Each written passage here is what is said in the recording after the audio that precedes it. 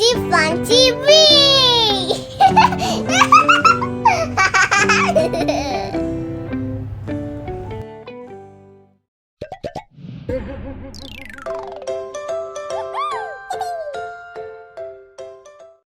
Sa panahon ngayon, madaming sakuna o disaster na ang nangyayari.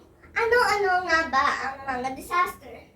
Nandiyan ang lindol, baha, pagguho ng lupa, at tsunami.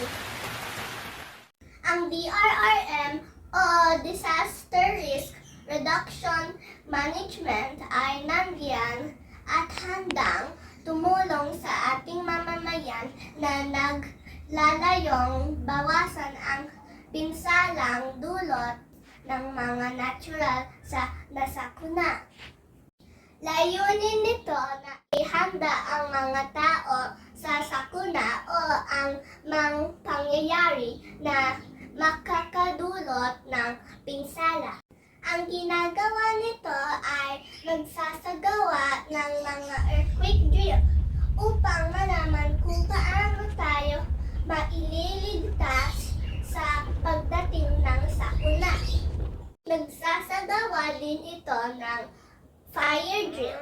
Kung kaya naman ay dapat lagi tayong handa. Ihanda ang mga bagay na dadalhin sa panahon ng paglikas, like water, food, medicine, first aid kit, flashlight, and other important properties like money, bank book, ATM, passport. Dapat ilagay natin ito sa ating go bag na madaling dalhin sa oras ng sakuna. Gayon din sa lugar ng madaling mahanap ng pamilya.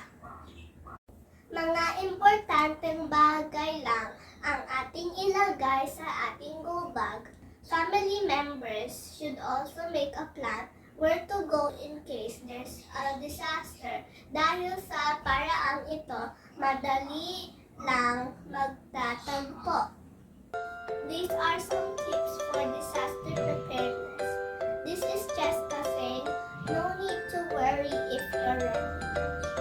Don't forget to click, like, and share.